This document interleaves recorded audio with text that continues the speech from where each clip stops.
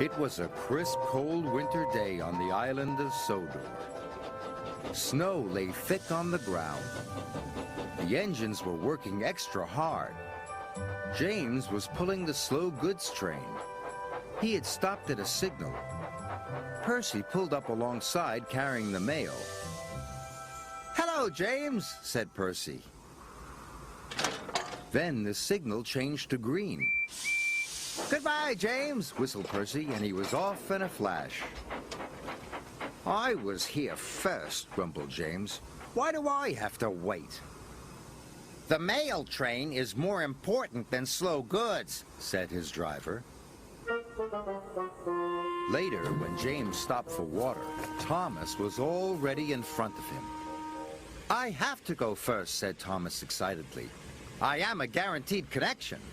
"Everyone has a more important job than me," grumbled James.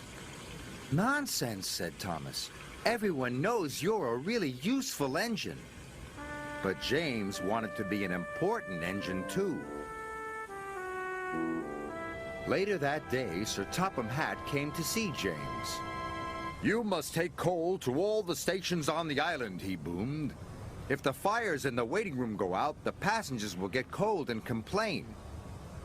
"It is a very important job," he added. "You can rely on me, sir," said James proudly. Sir Topham Hatt left. James was excited. "An important job," he said happily. "Phew," sniffed Gordon. "It's only a load of coal after all."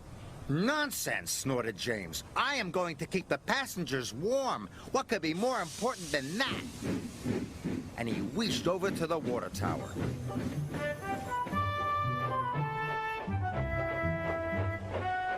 But there was a line at the water tank. "Come on," he steamed impatiently. "I have an important job to do." "Wait your turn, bossy boiler," said Thomas. James felt too important to wait, so he didn't. James rushed to the coaling station. He met Edward waiting at a junction. Edward was looking bothered. He had too many jobs and he was feeling puffed out. "Can you take these slate cars to the quarry?" Edward asked. "Sorry, Edward, but I can't," puffed James. "I've got the most important job on the island." And he chuffed grandly away.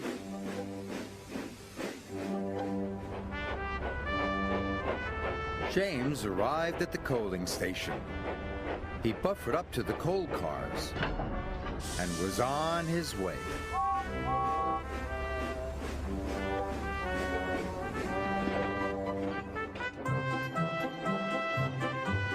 James was looking forward to delivering his coal. "Now I'm useful and important," he chuffed happily. Then there was trouble. James puffed harder and harder. He went faster and faster. And then he began to feel hotter and hotter. "I don't feel well," wailed James. And he had to stop. "Your water tanks have run dry," his driver told him. "We'll have to wait for help." Just then, Edward pulled up beside James. "Please push me to the water tank," pleaded James. "I'm sorry," Edward puffed sadly. "You wouldn't take my freight cars to the quarry, and now I'm running late with my passenger train." And Edward steamed away.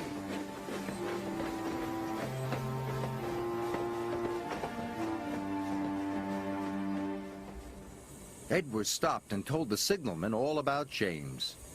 The signalman telephoned for help, and soon Salty was on his way. He pulled up alongside James. Why didn't you fill up with water this morning, matey? James told him about the line at the water tank. I've heard you were too busy to help Edward too, said Salty. I was in a hurry, protested James. Mine is the most important job on the island. No job is more important than helping another engine, said Salty firmly. And deep down in his boiler, James knew Salty was right. Thanks to Salty, James's water tank was soon filled and he was well on his way.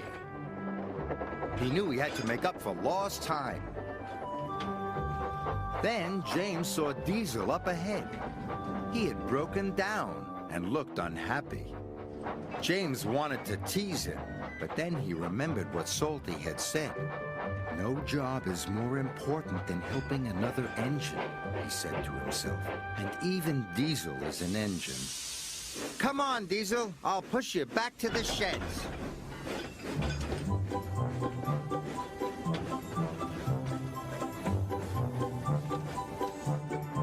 Pushing Diesel and pulling freight cars was hard work. At last, James got Diesel to the repair yard, but he still had to deliver his coal.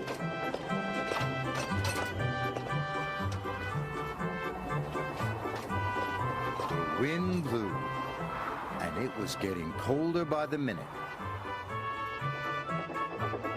James steamed all over the island delivering coal to the station waiting rooms. Everyone was pleased to see James. Thanks to him, they were all kept toasty warm. The next morning, Sir Topham Hatt came to see James. He knew all about him running out of water and his not helping with Edward's trucks. I'm sorry, sir, said James. I put my own job first.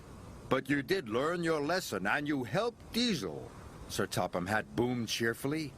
And you delivered your coal on time. You, James, are a really useful engine. James nearly burst with pride. Thank you, sir, he said. Being really useful was better than feeling important.